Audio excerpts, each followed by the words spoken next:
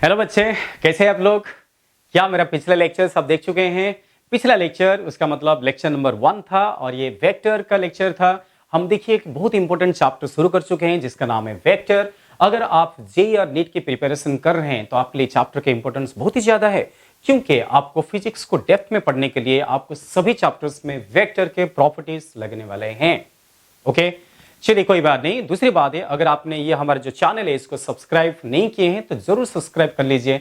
Subscribe करने से क्या होगा, आप ये सारे इंटरेस्टिंग लेक्चर्स, बहुत ही डेप्थ लेक्चर्स, बहुत ही इंटरेस्टिंग लेक्चर्स है जिससे आप बहुत कुछ सीख पाएंगे। ये आप फटाफट आपको नोटिफिकेशन में आता रहेगा। चलिए कोई बात नहीं, आज का जो लेक्चर है, आज के लेक्चर में हम बहुत ही इंपॉर्टेंट टॉपिक में डिस्कस करेंगे जिसका नाम है वेक्टर एडिशन। वेक्टर को कैसे ऐड करते हैं उसके बारे में आज हम लर्न करेंगे। थोड़ा याद कीजिए। मैं आपको थोड़ा सा आपका जो बचपना है ना, जो बच्चे वाले टाइम है उसको याद दिला देता हूं। बच्चे जब थे, याद कीजिए, अगर आपको 37 किलोग्राम को ऐड करना पड़ जाए, 37 किलोग्राम को 25 किलोग्राम में, जब आपने एडिशन किया था, थोड़ा सा याद कीजिए कैसे आपने एडिशन किया था। 7 को 5 में ऐड किया, इसके लिए भी कुछ रूल्स था। आपको रूल जैसे लग रहा था, क्या रूल्स था? 7 + 5 कितना है? 12। आप 12 में से 2 लिख के 1 कैरी लेते थे, फिर आप 3 को 2 में ऐड करते थे, कितना हो गया? 5। और 5 में 1 को ऐड कर देते थे तो कितना हो गया? 6। तो ये हो गया 62 किलोग्राम।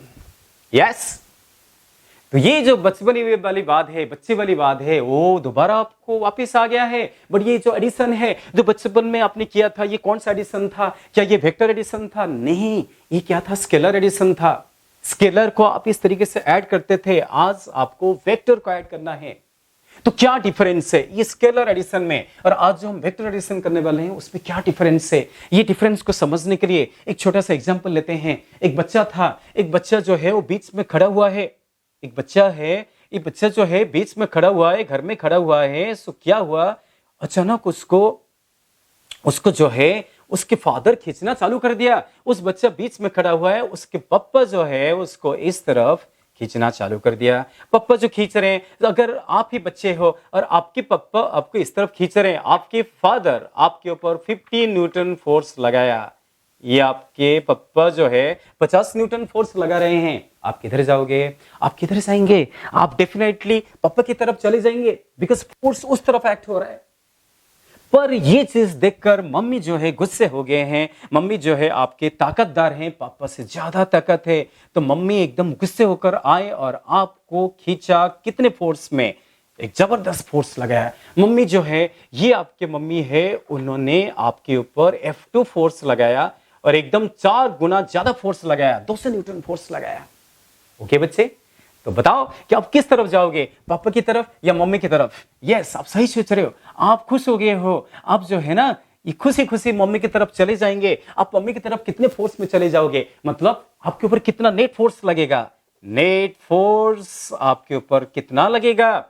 मैं अगर पापा के फोर्स को +50 लिखूं तो मम्मी के फोर्स को क्या +50 लिखूंगा? यस, नहीं, मैं इसको माइनस कितना, मम्मी कितना फोर्स लगाए थे? 200 फोर्स।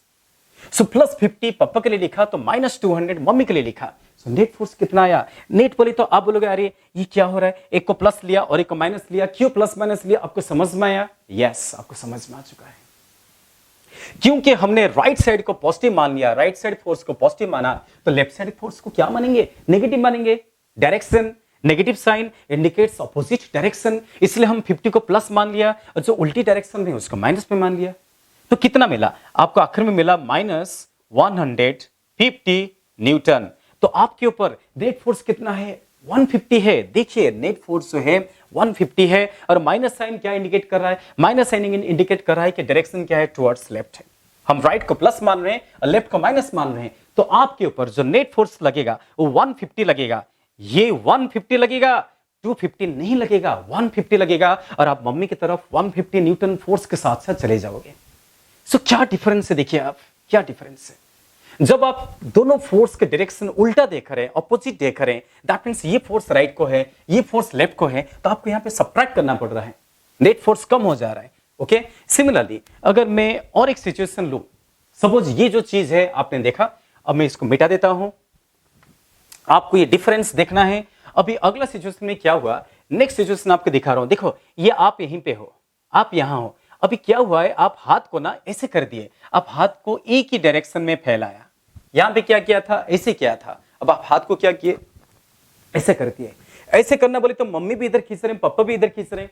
पहले क्या था, मम्मी राइट को खींच रहे थे, मम्मी इस तरफ खींच रहे हैं, पापा इस तरफ खींच रहे हैं, समझे। और आप मम्मी की तरफ चले गए बिकॉज उनका फोर्स क्या था, ज्यादा था। अब आपने हाथ को, दोनों हाथ को उस तरफ कर लिए हैं, तो क्या होगा, देखो बेटा क्या होगा, देखो पप्पा जो है, फादर जो है इधर खींच रहे हैं, देखो पप्पा बेचारे इधर से खींच रहे हैं, और मम्मी जो है वो ज्यादा ताकतदार हैं, वो इधर से खींच रहे हैं। समझ पा रहे हैं। सो देखिए ये फोर्स, देखिए ये फोर्स, देखिए पप्पा ने कितना फोर्स लगाया था F1, मम्मी ने कितना फोर्स लगाया था F2। अभी दोनों का डायरेक्शन सेम हो गया है, तो बताइए यहाँ पे नेट फोर्स कितना होगा, नेट फोर्स कितना होगा, बताइए कितना होगा। दोनों के डायरेक्शन राइट को है।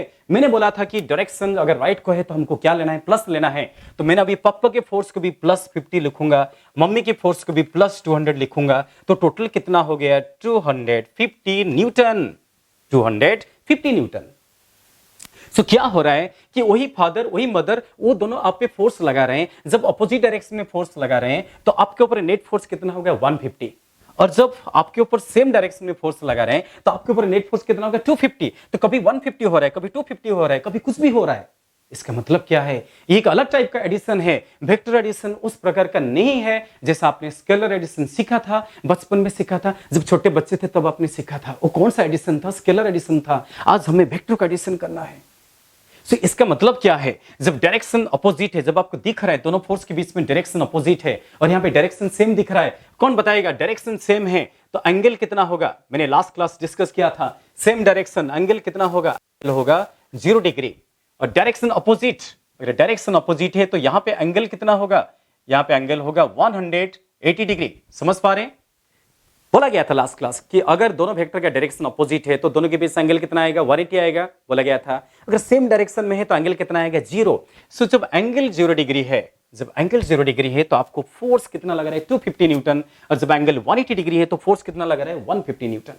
फाइन। सो क्यों ऐसे हुआ, अभी हमें कुछ इसके बारे में जानकारी हासिल करना पड़ेगा, कैसे हम वेक्टर को ऐड कर सकते हैं। ये तो चलिए 180 था, 0 था, अब कोई भी डायरेक्शन में आएगा तो आप क्या करेंगे। फॉर एग्जाम्पल आप हाथ को कैसे भी कर सकते हैं, आप हाथ के बीच में एंगल 180 कर सकते हैं, हाथ के बीच में एंगल 0 कर सकते हैं, हाथ के बीच में एंगल ऐसा भी कर सकते हैं 30 डिग्री, 60 डिग्री, 90 डिग्री, कुछ भी कर सकते हैं। तो आपको क्या करना पड़ेगा, ठीक है। चलिए इस एग्जांपल से आपको ना एक छोटा सा डिफरेंस फील हो गया कि स्केलर एडिशन और वेक्टर एडिशन एक जैसे नहीं होते। तो आज हम वेक्टर को ऐड करने के लिए कुछ रूल स्टडी करेंगे। जैसा आपने स्केलर एडिशन के लिए भी कुछ रूल स्टडी किया था, इसको ऐड करना, कैरी लेना, इस रूल स्टडी किया था, वैसा ही वेक्टर को ऐड करने के लिए क्या रूल्स हैं इसको आप लिख लीजिए। आप वीडियो को पॉज करके लिख सकते हैं। सो ठीक है, तो इसको मैं अभी मिटा देता हूं, इसको इरेज कर लिया हूं। सो नेक्स्ट जो है हम कैसे वेक्टर को ऐड कर सकते हैं, या आप वेक्टर को कैसे ऐड कर सकते हो। वेक्टर को एडिशन करने के लिए कुछ रूल्स है, वो रूल्स हमें फॉलो करना पड़ेगा। ओके बेटा, ठीक है। सोचिए जो रूल्स है, अभी यहां पे लिखना चालू कर दिया। सो रूल्स फॉर क्या, वेक्टर एडिशन। कौन से रूल है जिसमें हम वेक्टर को ऐड कर सकते हैं। ओके, वैसे कई सारे रूल है, इनमें से जो सबसे इंपॉर्टेंट रूल है, कुछ रूल्स में यहां पे लिख लेता हूं। जैसे कि एक रूल का नाम है triangle rule, one is called as triangle rule. ऐसा ही और एक रूल का नाम है पैरेललोग्राम रूल, ठीक है। ट्रायंगल रूल, पैरेललोग्राम रूल, ये सारे रूल जो है जो मैथमेटिशियन है उसको बनाए हैं और हम इसको यूज कर रहे हैं, ठीक है। सो जो थर्ड रूल है ये है पॉलीगन रूल, पॉलीगन रूल। तो ये तीनों रूल के बारे में हम स्टडी करेंगे। अगर आप ये तीनों रूल सीख जाते हैं तो आपको वेक्टर एडिशन में कुछ भी प्रॉब्लम्स नहीं होंगे, ठीक है। तो चलिए ये तीनों रूल जो है उसमें से जो पहला रूल है which is called as triangle rule, triangle rule को हम स्टार्ट कर लेते हैं। सो अभी आप अच्छे से इसको नोट डाउन कीजिए, क्या है ट्रायंगल रूल। सो इसको मिटा देता हूं।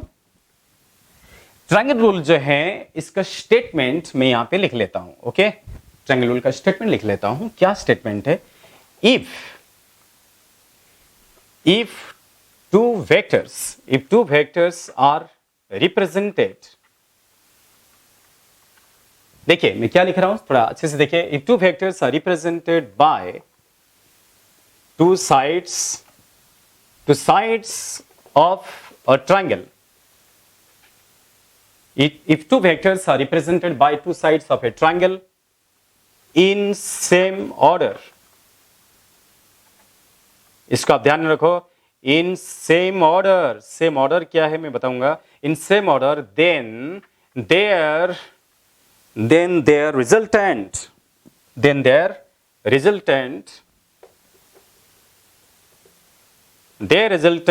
is represented by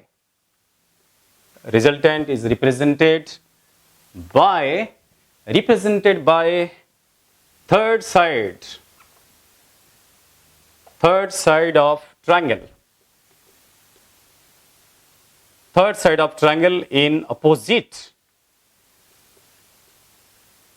opposite क्या ऑर्डर। इस बात को समझिए, एक तो मैं सेम ऑर्डर लिखा और आखिर में क्या लिखा, अपोजिट ऑर्डर। इसका मीनिंग आपको समझना पड़ेगा, क्या है ट्रायंगल लॉ। ट्रायंगल लॉ के स्टेटमेंट देखो आप, ये जो स्टेटमेंट है इसको अच्छे से देखना चाहिए। क्या लिखा गया है, if two vectors are represented by two sides of a triangle, if two vectors are represented by two sides of a triangle in same order, then their resultant, ये क्या है, then their resultant is represented by the third side of triangle in opposite order। सोचो ये order का मतलब क्या है, इसके लिए थोड़ा यहां ध्यान दीजिए। जैसे ये एक वेक्टर है, वेक्टर को कैसे रिप्रेजेंट करते हो, एरो है ना, जिसमें एरो का लेंथ क्या देगा, मैग्नीट्यूड, एरो हेड क्या देगा, डायरेक्शन। ये एक वेक्टर है, ये एक वेक्टर है, ये एक वेक्टर है, क्या हो रहा है देखो आप, ओके। ए vector, B vector, C vector, D vector, क्या है, ये सारे वेक्टर कैसे एक्ट हो रहे हैं बताओ। आपको दिख रहा है ये सब ना सेम ऑर्डर में एक्ट हो रहे हैं। सेम ऑर्डर समझ पा रहे हो, सेम ऑर्डर का मतलब है हेड से टेल मिलना, हेड से टेल मिलना। तो यहाँ पे एक का हेड से बी का टेल मिला है, बी का हेड से सी का टेल मिला हुआ है, ऐसे दिख रहे हैं नहीं, तो इसको बोलते हैं same order. Head tail, head tail, head tail, ऐसा कॉम्बिनेशन आया, हम इसको सेम ऑर्डर बोलेंगे, ठीक है। तो ये सब जो वेक्टर है ना, ये सेम ऑर्डर में एक्ट हो रहे हैं। अब मैंने इसको ना एक पॉलीगन बना लिया, इसके पॉलीगन बना दिया मैंने, इस पॉलीगन को क्लोज कर दिया हूं। इस पॉलीगन को कैसे क्लोज किया, इस पॉलीगन को कैसे क्लोज किया, और एक वेक्टर लिया, और ये वेक्टर कैसा है, क्या ये वेक्टर सेम ऑर्डर में है, जिस ऑर्डर में A B C D act हो रहे थे। अगर मैं इसको आर वेक्टर नाम दे दूं, R vector, so R vector same order में है या अपोजिट ऑर्डर में है, क्या लगता है आपको, ये सेम ऑर्डर में नहीं है, क्योंकि यहां पे हेड हेड कॉम्बिनेशन दिख रहा है, यहां पे हेड से हेड मिल गया है, बाकी सब में हेड से टेल मिला हुआ है, ओके। तो हेड से टेल मिला हुआ है, हेड से टेल मिला हुआ है तो सेम ऑर्डर, हेड से हेड मिला हुआ है तो अपोजिट ऑर्डर। वैसे भी आप फिजिकल सेंस समझिए, इसका फिजिकल सेंस देखिए, ये एंटी क्लॉकवाइज ऑर्डर में एक्ट हो रहे हैं। ए बी सी डी कैसे एक्ट हो रहे हैं, एंटी क्लॉकवाइज ऑर्डर। और रिजल्टेंट, आर का मतलब क्या है, रिजल्टेंट, ये कैसे एक्ट हो रहा है, क्लॉकवाइज ऑर्डर में एक्ट हो रहा है। समझ पा रहे हैं।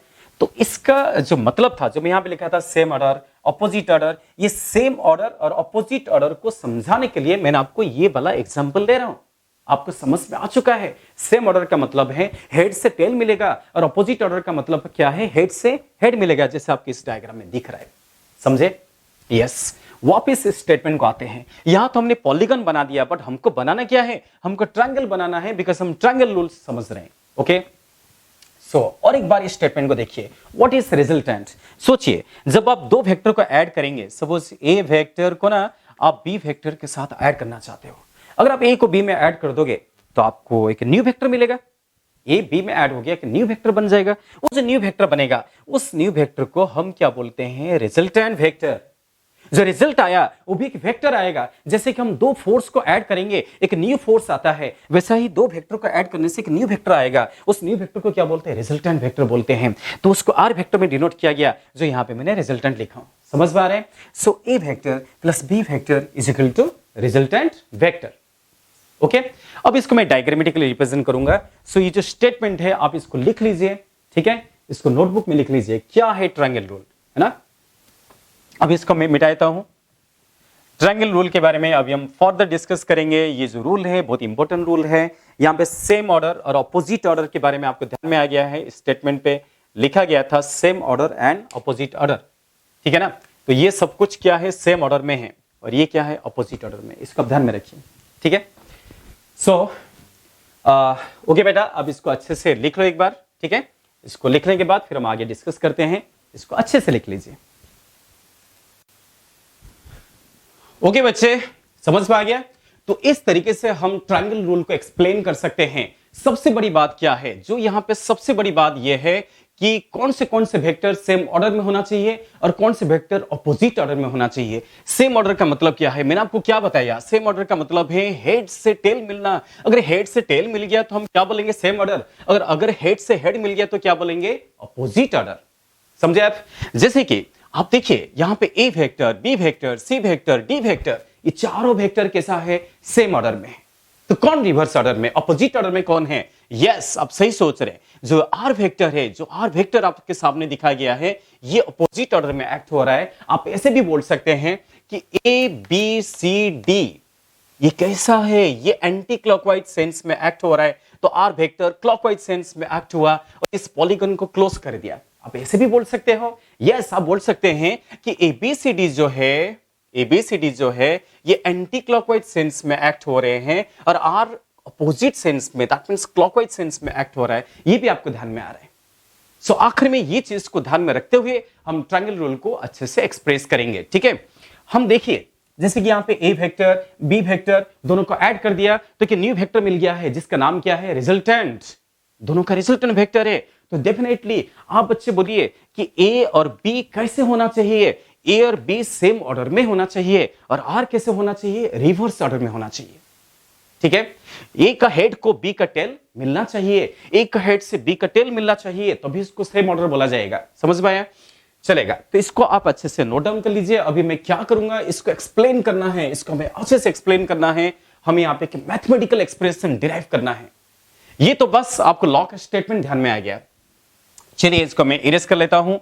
सो ये एक वेक्टर इक्वेशन है जो आपके सामने है। ये एक वेक्टर इक्वेशन है। देखिए इस वेक्टर इक्वेशन को, इसके लिए मैं यहां पे डायग्राम ड्रॉ कर रहा हूं। सो ट्रायंगल हमें ड्रॉ करना है। ट्रायंगल कैसे ड्रॉ करेंगे? देखिए आप, जैसे कि ये है, सपोज ये है वेक्टर ए वेक्टर को हम ऐसे रिप्रेजेंट करते हैं और ये है B vector, this is vector B. So जैसे कि मैंने आपको बताया था कि यहां पे दोनों वेक्टर को सेम ऑर्डर में दिखाना जरूरी है, तो इसलिए मैंने क्या किया, ए का हेड को बी का टेल में मिलाया। तो ये दोनों सेम ऑर्डर में है, तो आर कैसे होगा? आर मतलब रिजल्टेंट कैसे होगा?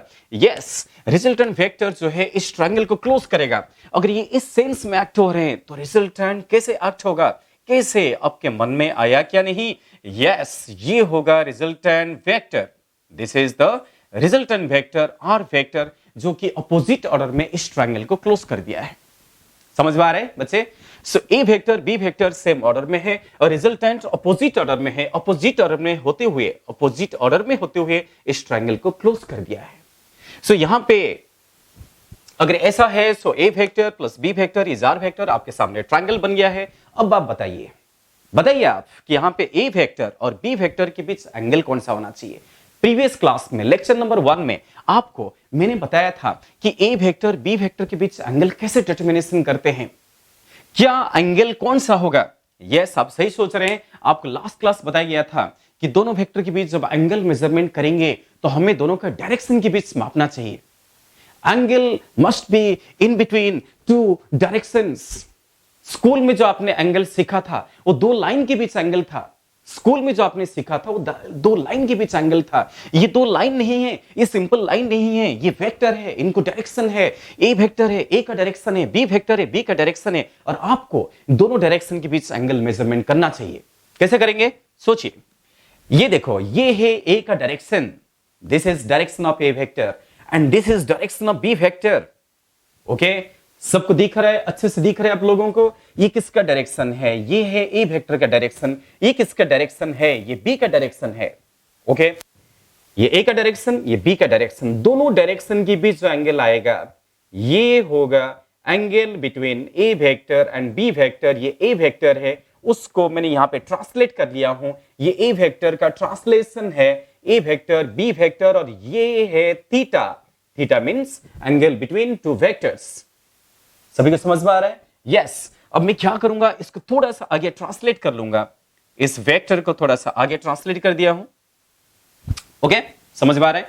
जैसे मैंने आगे ट्रांसलेट किया तो ये है ए का डायरेक्शन और ये है बी का डायरेक्शन, ये ए का डायरेक्शन बी का डायरेक्शन, सो दोनों डायरेक्शन के बीच, समझ में आ रहा है? ये ए का डायरेक्शन ये बी का डायरेक्शन है और दोनों डायरेक्शन के बीच जो एंगल आया वो है थीटा। थीटा क्या है? थीटा क्या है? एंगल है। किसके किसके के बीच एंगल है? ये ए वेक्टर और बी वेक्टर के बीच एंगल है। स्कूल में जो आपने एंगल सीखा था वो लाइन के बीच एंगल था, वो ऐसे था, ये एक लाइन है, ये और एक लाइन है, आप इसको थीटा बोलते थे, बट ये लाइन के बीच एंगल था। ये लाइन है, ये वेक्टर है, दोनों में डिफरेंस है। प्लीज इस बात को समझिए, ये लाइन है, ये वेक्टर है, दोनों में डिफरेंस है। यहां पे कोई डायरेक्शन है क्या? यहां पे कोई डायरेक्शन नहीं है, तो आप इस एंगल को एक्सेप्ट कर सकते हैं। अगर लाइन है तो एक्सेप्ट कर सकते हैं, अगर लाइन है तो कर सकते हैं, जो आपने स्कूल में किया था। ऐसा भूल जाइए, अभी आपको ऐसा नहीं करना है, आपको डायरेक्शन देखना है। ये ए का डायरेक्शन, ये बी का डायरेक्शन और दोनों डायरेक्शन के बीच एंगल है, उसको एक्सेप्ट कीजिए as angle between two vectors. Fine, चलेगा। अगर मैं इसको थीटा मान लेता हूं, सो आपके सामने ट्रायंगल बन गया है, पूरी तरफ से रिप्रेजेंटेशन हो गया है। अब हम इसके आगे बढ़ेंगे। अब हमें क्या चाहिए? ये डायग्राम तो बन गया, आपको समझ में आ गया। अब आपको क्या चाहिए? आपको क्या चाहिए? यस, आपको चाहिए रिजल्टेंट। इसको हम टारगेट करते हैं, हमें रिजल्टेंट चाहिए, रिजल्टेंट वेक्टर चाहिए। वेक्टर का मतलब क्या है? मैग्नीट्यूड। और क्या मतलब है? डायरेक्शन। तो हमें रिजल्टेंट का मैग्नीट्यूड भी चाहिए और रिजल्टेंट का डायरेक्शन भी चाहिए। समझ में आया?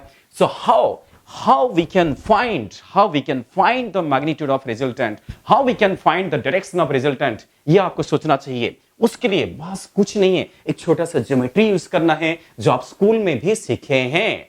एक छोटा सा ज्योमेट्री है। क्या ज्योमेट्री है? देखिए, ये जो लाइन को मैंने एक्सटेंड किया था, मैं यहां से एक परपेंडिकुलर ड्रॉप किया। देखिए, एक परपेंडिकुलर ड्रॉप कर लेते हैं, एक छोटा सा कंस्ट्रक्शन आपको बड़ी आराम से रिजल्टेंट का जो मैग्नीट्यूड है ना वो दे देगा। ये एंगल कितना है? 90 डिग्री है, बिकॉज यहां से मैं परपेंडिकुलर ड्रॉप किया। सोचिए, आप देखिए अच्छे से, आपको क्या चाहिए? ये वेक्टर चाहिए, इसका मैग्नीट्यूड चाहिए। मैंने आपको क्या बताया था आखिरी क्लास में? लास्ट क्लास को मैंने बोला था मैग्नीट्यूड का मतलब क्या है? क्या मतलब है? Length of arrow, length of vector. इस वेक्टर का लेंथ, जो एरो मैंने बनाया वेक्टर के लिए, उस एरो का लेंथ, वो है मैग्नीट्यूड। और रिजल्टेंट का, तो मैंने एक सिंबल आपको बताया था लेक्चर नंबर 1 में, वेक्टर का लेक्चर नंबर 1 में मैंने मैग्नीट्यूड का सिंबल बताया था। मैंने बोला था ये सिंबल ऑपरेट होने से, ये सिंबल का नाम क्या बोला था? मॉडुलस। यस, इसका नाम क्या है? मॉडुलस, या इसको शॉर्टकट में मॉड बोल देंगे। मॉड सिंबल ऑपरेट होने से, मॉडुलस सिंबल ऑपरेट होने से क्या मिलता है? मिलता है मैग्नीट्यूड। तो आप मैग्नीट्यूड को ऐसा एक्सप्रेस कर सकते हैं, ये किसका मैग्नीट्यूड है? ये जो रिजल्टेंट वेक्टर है उसका मैग्नीट्यूड है। कभी कभी हम इसको ऐसे भी लिख सकते हैं और आप ऐसा भी लिख सकते हो। देखिए, मैंने ऊपर से डायरेक्शन हटा दिया, बिकॉज ये सिंबल ऑपरेट होने से डायरेक्शन हट जाता है, सिर्फ लेंथ मिलता है और ये हमको चाहिए। How can we find magnitude of resultant vector? ये हमारे सामने क्वेश्चन बन गया है, हम इसको कैसे डिटरमाइन करें?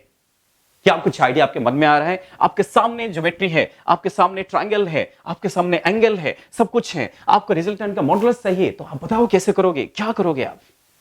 आपको कुछ साइड का लेंथ पता है, ये साइड जो है इसका लेंथ ए है, ये साइड का लेंथ बी है, ये साइड का लेंथ आर है, ये साइड का लेंथ नहीं पता और ये साइड का लेंथ नहीं पता। अरे सबसे पहले ये साइड का लेंथ हम पता करेंगे।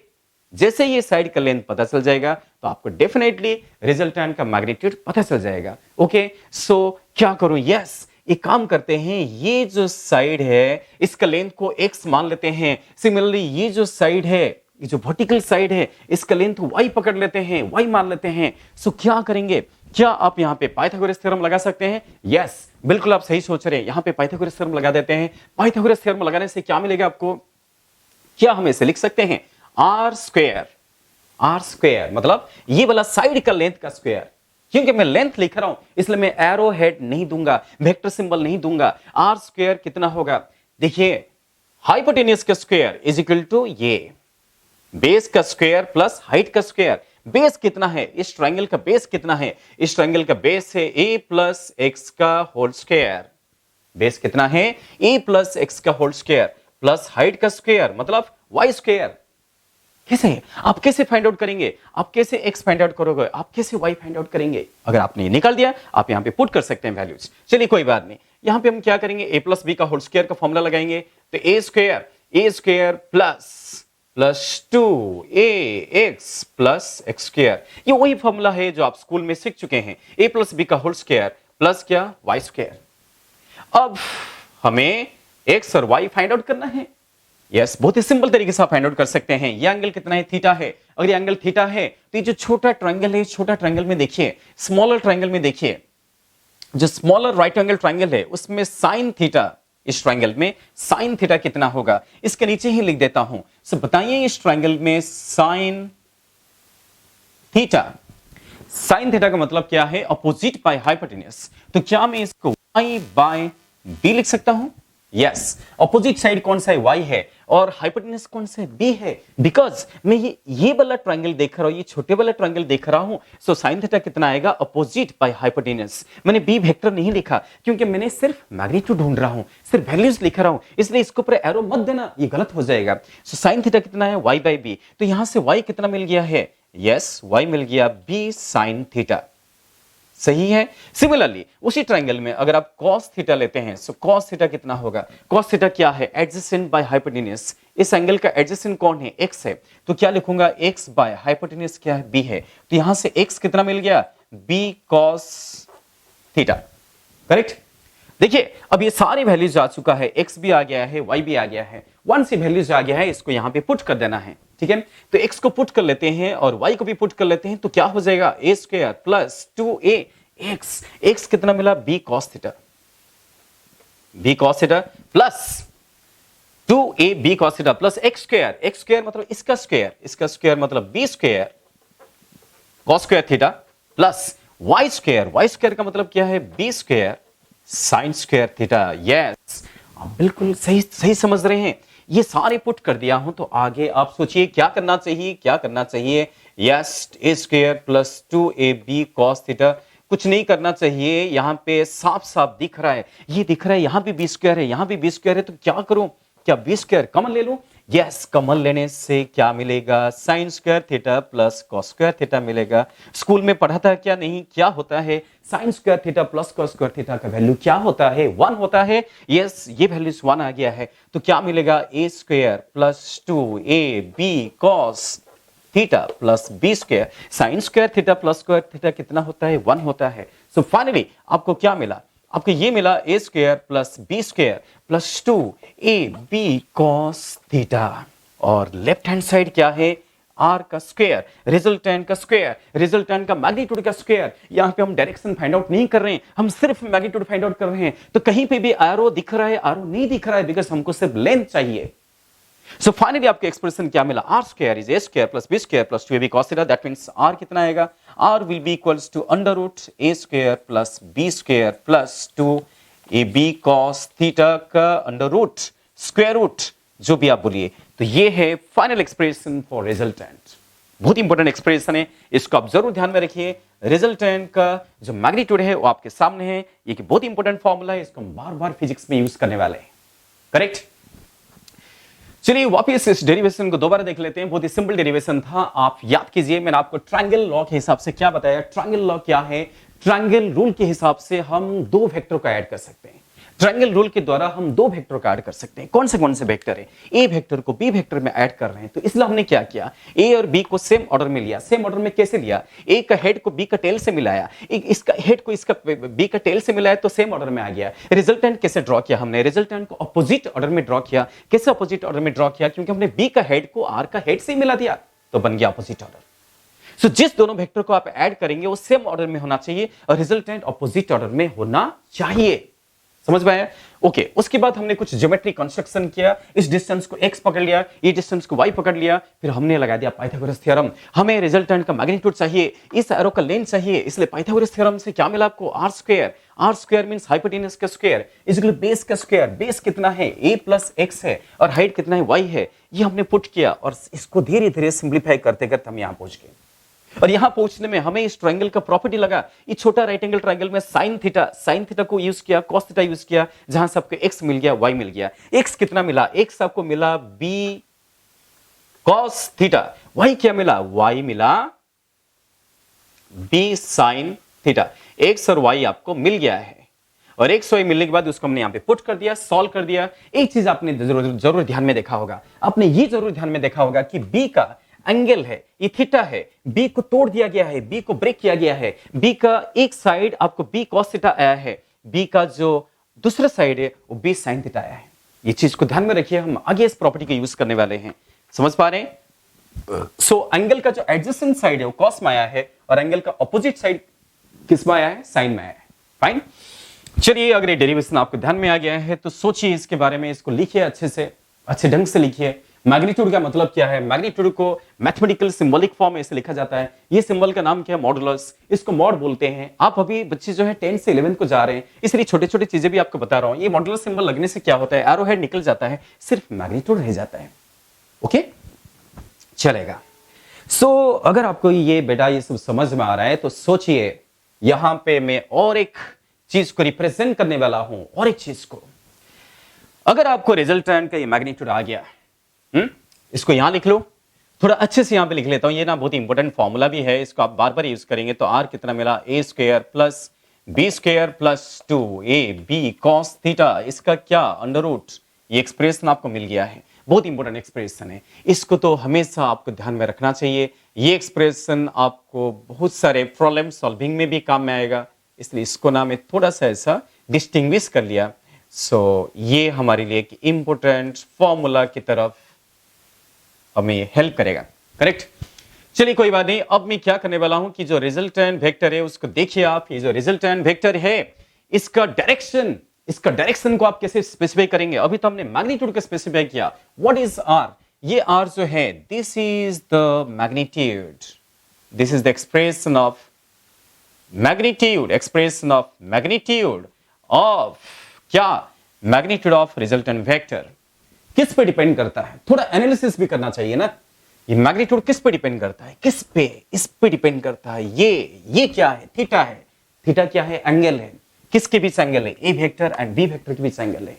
वेक्टर वही है, बट अगर एंगल बदल गया है तो रिजल्टेंट क्या होगा, बदल जाएगा। जब एंगल वेरी करेगा तो आर भी वेरी करेगा। सो आर किसका फंक्शन है, आर किस पे डिपेंडेंट है, थीटा पे डिपेंडेंट है। इसका मतलब है वेक्टर एडिशन किस तरीके से अलग है। मैंने बोला था कि स्केलर एडिशन क्या है, जो आपने बचपन में सीखा था। बचपन में आपने एडिशन सीखा था, मल्टीप्लिकेशन सीखा था क्या नहीं, सब्ट्रैक्शन सीखा था, पर वो स्केलर के लिए था। आज हम किसके लिए कर रहे हैं, वेक्टर के लिए कर रहे हैं। तो how vector addition is different from scalar addition आपको समझना चाहिए, वो आपको सामने दिख रहा है। वेक्टर एडिशन देखिए, जो रिजल्टेंट मिला है, जो हमें रिजल्ट मिला है वो थीटा पे डिपेंड करता है। जैसे जैसे एंगल बदलेगा, दोनों वेक्टर के बीच में एंगल अगर बदल गया है तो रिजल्टेंट भी क्या होगा, बदल जाएगा। ओके, सो इसलिए तो क्या हुआ था, याद कीजिए, अगर हम एंगल बदल दें, थीटा वेरी करेगा तो आर भी वेरी करेगा। वेरी करेगा तो कैसे वेरी करेगा, वो भी हम देख सकते हैं। फॉर एग्जाम्पल सपोज हमने थीटा को लिया जीरो,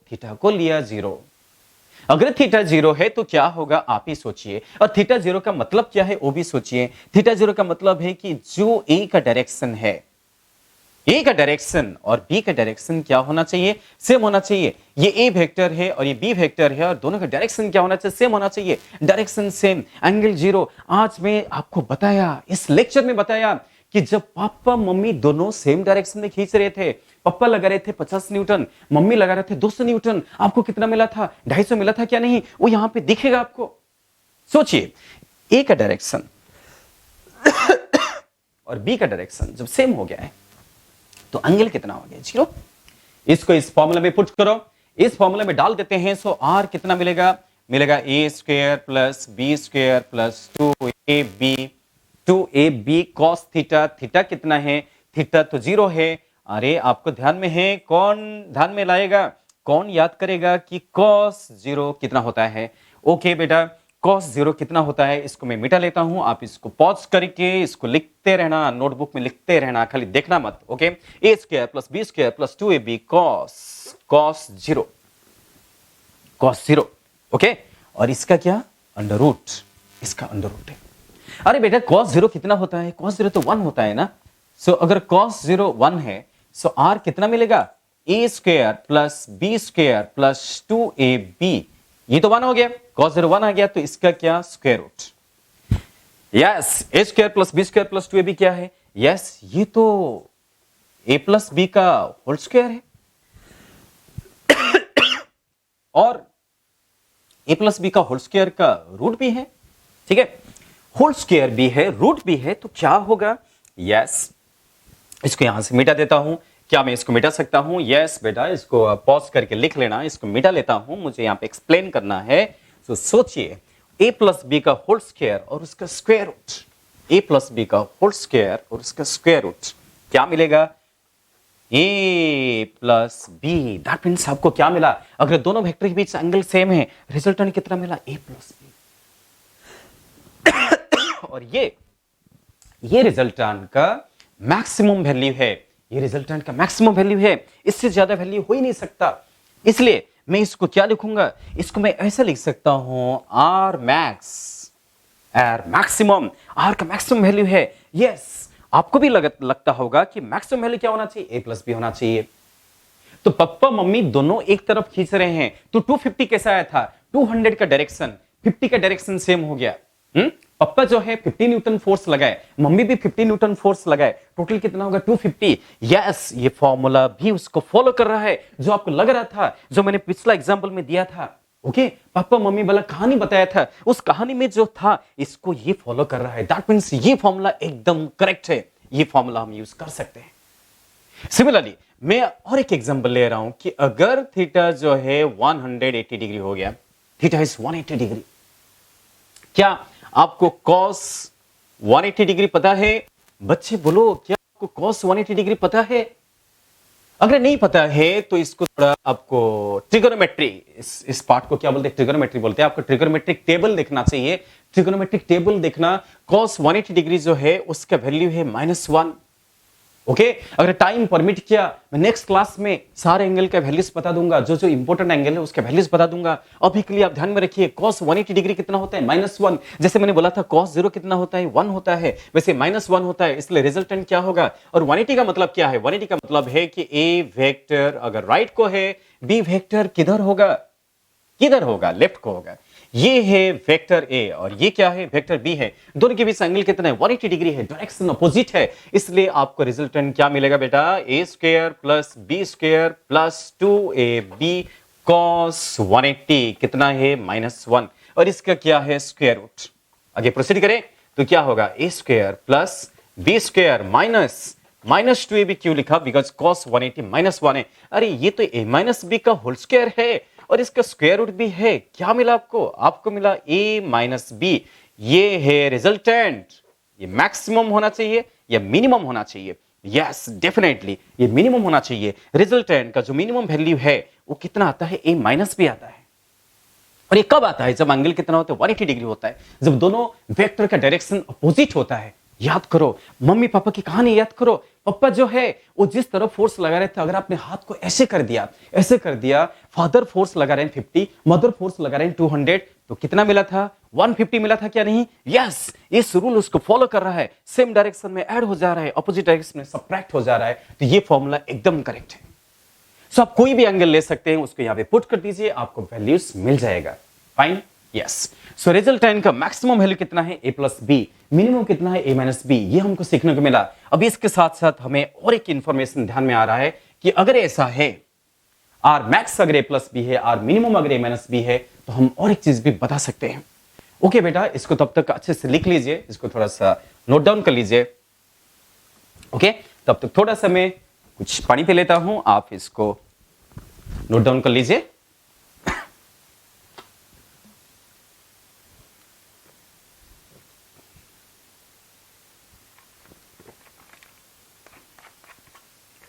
पढ़ाई के बहुत ही मजेदार चीज है। पढ़ाई जैसे काम कोई भी नहीं कर सकता, पढ़ाई जैसे काम कोई भी नहीं कर सकता, बिकॉज पढ़ाई का अलग टाइप का काम है। ओके, आप कई सारे काम करते हुए लोगों को देखे होंगे, बट ये जो काम है ये बहुत ही अलग टाइप का काम है, बहुत ही अलग टाइप का काम है।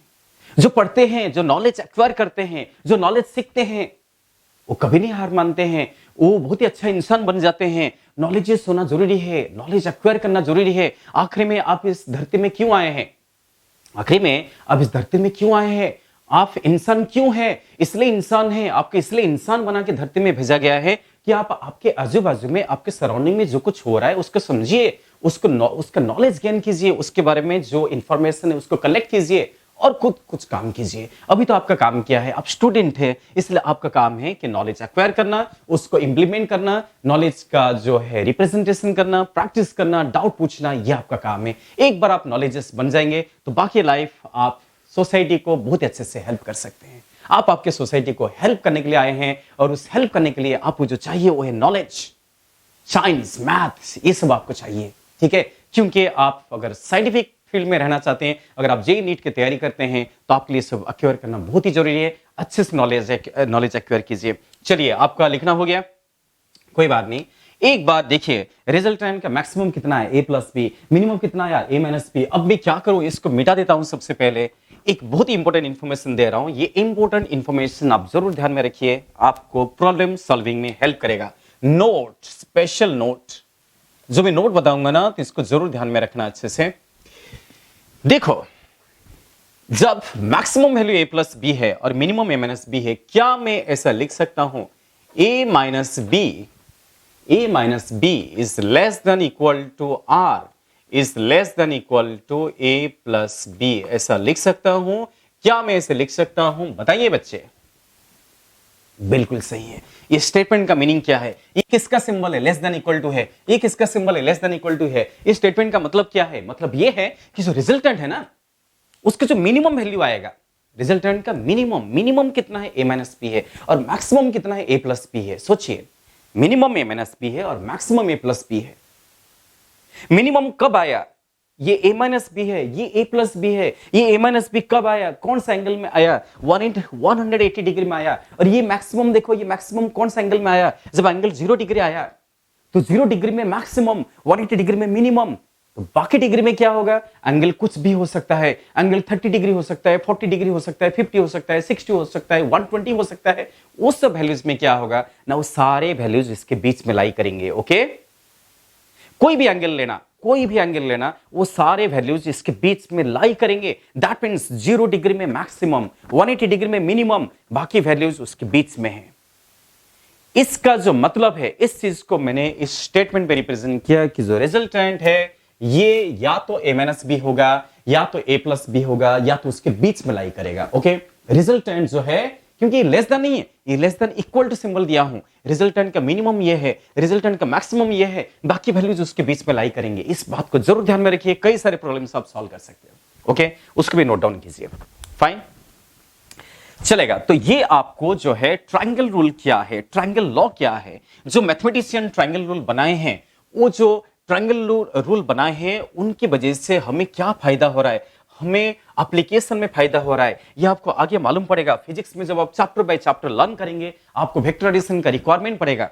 ओके, सो मैथमेटिशियन का क्या रोल है, देखिए उनकी वजह से फिजिक्स में कितने ज्यादा हेल्प हो रहा है। इसलिए आपको बोला था कि मैथमेटिक्स सीखना बहुत ही जरूरी है। चलिए, कोई बात नहीं, अगर नोट आपको ध्यान में आया है, एक छोटा सा एग्जाम्पल दूं क्या?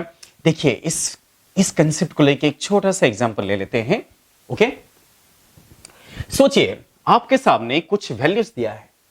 आपके सामने वेक्टर ए का जो मॉड, वेक्टर बी का मॉड, ओके, और वेक्टर सी का मॉड, ये तीनों का मॉड आपको दिया है। वेक्टर ए का जो मॉड है, ये दिया है 10 यूनिट, 10 दिया है, मान लेते हैं 10 है। और वेक्टर बी जो है उसका मॉड दिया है, सभी का मैग्नीट्यूड दे दिया है। ठीक है, सो ए वेक्टर का मैग्नीट्यूड इसको ऐसे भी लिख सकते हैं, आपको बताया ना, सी वेक्टर का मैग्नीट्यूड, ये सारे आपको दे दिया है। ये 10 दिया है, ये 10 दिया है, ये भी 10 दिया है, और ये 3 दिया है। सोचिए, that means you are given 3 vectors are given, और उनके मॉडुलस दे दिया है। तो इसलिए मैं लिख सकता हूं, यस, यहां पे ऐसे लिखूंगा, 3 वेक्टर्स आर गिवन। थोड़ा ऊपर लिख लो, 3 vectors A, B and C, 3 vectors A, B, C are given, okay, with magnitude are given with magnitude क्या क्या, ये A का मैग्नीट्यूड, ये B का मैग्नीट्यूड, ये C का मैग्नीट्यूड। ओके, आपको तीनों वेक्टर मैग्नीट्यूड के साथ दिया है। इसका मतलब बहुत ही सिंपल है, तीनों वेक्टर मैग्नीट्यूड के साथ दिया है। क्वेश्चन क्या है, क्वेश्चन ये है क्या ये तीनों का जो रिजल्टेंट है, क्या तीनों का, क्या ये तीनों का रिजल्टेंट 0 हो सकता है? मैंने क्या बोला, तीनों का रिजल्टेंट, जबकि अब मैंने ट्रायंगल रूल में कितने का रिजल्टेंट निकाला था, 2 का रिजल्टेंट निकाला था, यहां पे तीनों का रिजल्टेंट है। Okay, so is it possible, ठीक है, so is it possible, is it possible, question क्या है देखिए, is it possible that resultant of three vectors, resultant of three vectors can be 0? ये क्वेश्चन है।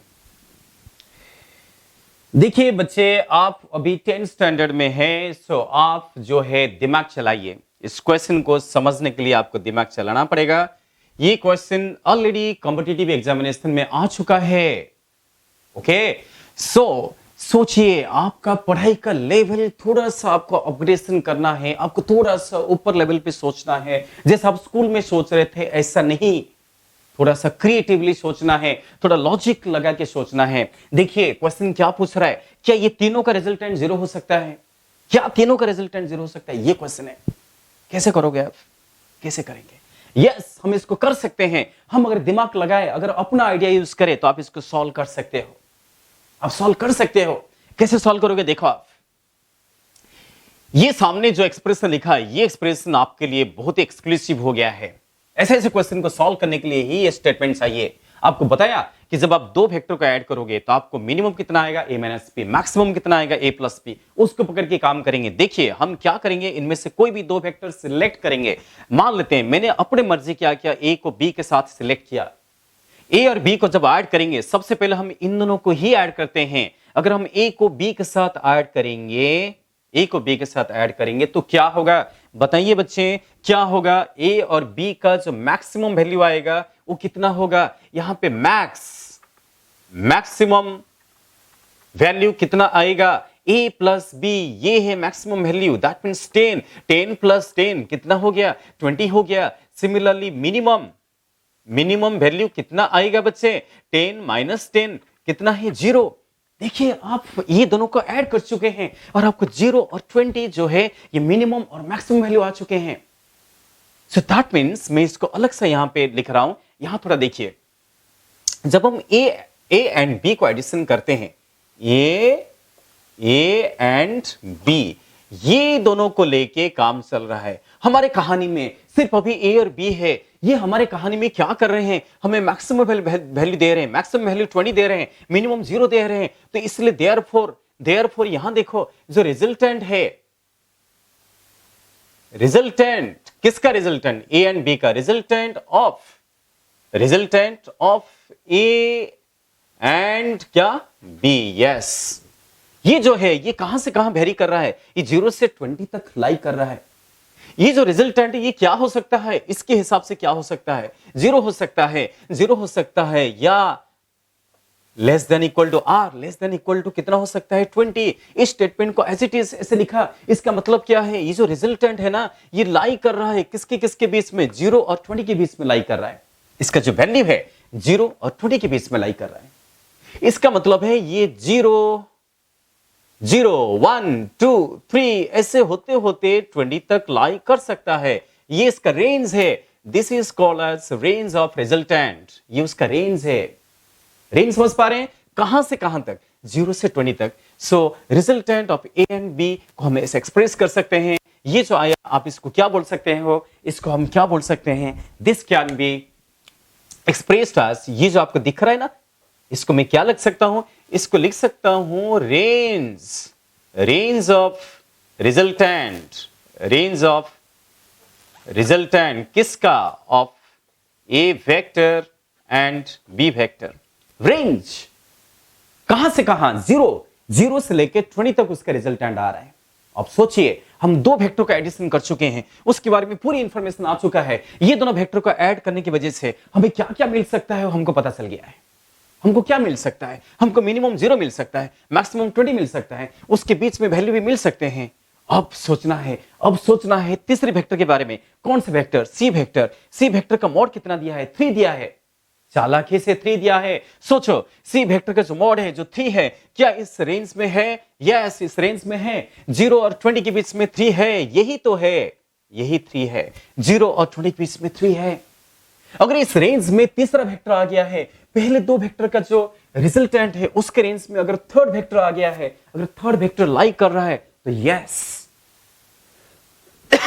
इस क्वेश्चन का आंसर क्या आएगा? यस आएगा। यस, क्वेश्चन क्या था? Is it possible that resultant of 3 vectors can be 0?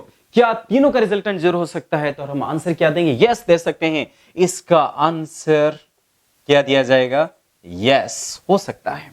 क्यों हो सकता है बेटा? सोचो आप, मैं आपको समझा चुका हूं। अरे आपको दिख रहा है कि हमारा जो रेंज आया, ए और बी को एडिशन करने के बाद जो रेंज आया, उस रेंज में वो वैल्यूज हैं जो तीसरे वेक्टर का मॉड है ना? तो क्योंकि तीसरे वेक्टर का मॉड उस रेंज में आ गया है, इसलिए उन दोनों का कैंसिल हो सकता है। ये 3 कैंसिल हो सकता है।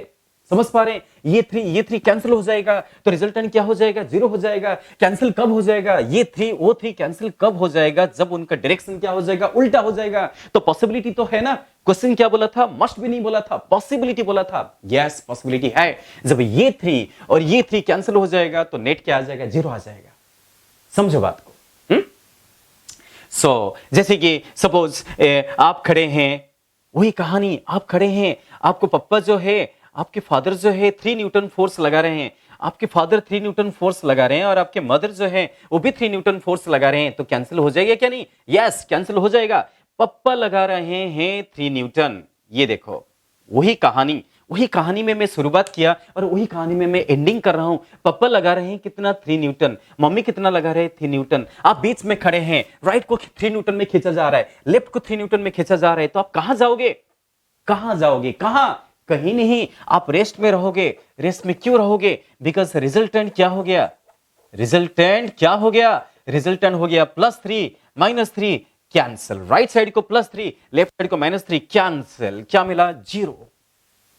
सो यस, इसलिए इस क्वेश्चन का आंसर क्या आएगा? यस, ये तीनों का रिजल्टेंट 0 होने का पॉसिबिलिटी है, चांस है। मस्ट भी नहीं बोल रहा हूं मैं, भी बोल रहा हूं, मस्ट भी नहीं बोल रहा हूं। समझ में आया बेटा? ये बहुत ही अच्छा क्वेश्चन था, ये बहुत ही अच्छा लेवल के क्वेश्चंस था। मैं कोशिश किया आपको समझाने के लिए। आप अभी भी लर्निंग शुरू किए हैं, फिर भी मैंने कोशिश किया, मैंने चैलेंजिंग था, मैंने चाहा आपको इस क्वेश्चन को एक्सप्लेन करने के लिए। अगर आपको समझ में आया तो बहुत ही अच्छी बात है, नहीं समझ में आया तो और भी अच्छी बात है। क्योंकि आपने समझने की कोशिश किया। नहीं समझ में आया तो जरूर मुझे फोन कीजिए, मुझे व्हाट्सएप कीजिए, मैं आपको अच्छे से एक्सप्लेन करूंगा। दोबारा, तीसरे बार, चौथे बार आपको एक्सप्लेन करूंगा। ओके बेटा? और एक बार आपको कोशिश कर रहा हूं थोड़ा सा ध्यान देने के लिए, थोड़ा सा अच्छे से ध्यान दीजिए। ये क्वेश्चन जो है आपको बहुत ही इंपॉर्टेंट क्वेश्चन है, आपको सीखना चाहिए था। और इसलिए सीखना चाहिए था क्योंकि आप अभी स्कूल में नहीं हैं, आप JEE Main, JEE Advanced, NEET उसका तैयारी कर रहे हैं। आपके मन में एक बहुत अच्छा होप क्रिएट हो गया है, आप एक बहुत बड़ा इंजीनियर बनना चाहते हैं, डॉक्टर बनना चाहते हैं, साइंटिस्ट बनना चाहते हैं। तो कैसे बनोगे? आपका डायरेक्शन प्रॉपर रहना चाहिए, आपका पढ़ाई का लेवल अच्छा होना चाहिए, आपको जो डिफिकल्ट लेवल के क्वेश्चन से उसको सॉल्व करना चाहिए। What is difficulty? डिफिकल्ट का कोई मतलब नहीं है। आपको समझ में आ गया तो आप डिफिकल्ट को भी इजी कर देंगे। और इसके लिए आपके माइंड चाहिए, आप खुद को बहुत ही यूनिक सोचिए। आप कुछ भी सोच सकते हैं, कुछ भी समझ सकते हैं, ऐसा सोचिए। हमेशा पॉजिटिव एनर्जी मेंटेन कीजिए, आपको आराम से समझ में आएगा। नहीं समझ में आया तो और भी अच्छी बात है, टीचर से इंटरेक्शन कीजिए, उसकी वजह से आपको बहुत ज्यादा हेल्पफुल होगा। हम टीचर है, मैं आपका टीचर हूं, मैं आपको बहुत ही आगे लेके जाना चाहता हूं। ओके बेटा, आखिर में थोड़ा सा यहां पे ध्यान दो। यहां पे क्या क्वेश्चन था? क्वेश्चन ये था, is it possible that resultant of 3 vectors can be 0? क्या ये पॉसिबल है? आपको जो दिए हुए वेक्टर्स है उनका तीनों का रिजल्टेंट 0 होने का चांस है क्या? ये क्वेश्चन था। उसको हमने कैसे सॉल्व किया? ऐसे सॉल्व किया क्योंकि हमें जो रूल सिखाया गया है, अभी तक जो आपको रूल सिखाया गया है उसका नाम क्या है? Triangle rule. और ट्रायंगल रूल के हिसाब से हम 2 वेक्टर को ऐड कर सकते हैं, इसलिए हमने शुरुआत 2 वेक्टर से किया। हमने ए और बी को लेके काम किया। आप ए और सी को ले सकते हैं, बी और सी को ले सकते हो। अब किसको लेके देखे? आपका आंसर यस आएगा। तो यहां पे ए और बी को लिया तो मैक्सिमम वैल्यू कितना आया? 20, मिनिमम कितना आया 10 माइनस 10 कितना आया 0, ओके, मैक्सिमम कितना आया 10 प्लस 10 कितना 20, और उसका रेंज हमने फाइंड आउट किया। जब ए और बी को ऐड किया गया, देखा गया रिजल्टेंट जो है 0 और 20 के बीच में लाई कर रहा है, जैसे कि a माइनस बी से a प्लस बी के बीच में लाई कर रहा था। तो ये जो रेंज था 0 और 20 का मतलब क्या है, 0 1 2 3 4 5 ओके 20 तक ही आ सकता है। इसके जो रिजल्टेंट है ना, ये सारे पॉसिबल वैल्यूज आ सकते हैं, और ये सारे पॉसिबल रेंज में तीसरा वेक्टर आ गया। ये देखो यहाँ पे 3 है, ये 3 इनका रिजल्टेंट है, और ये 3c का मॉड है।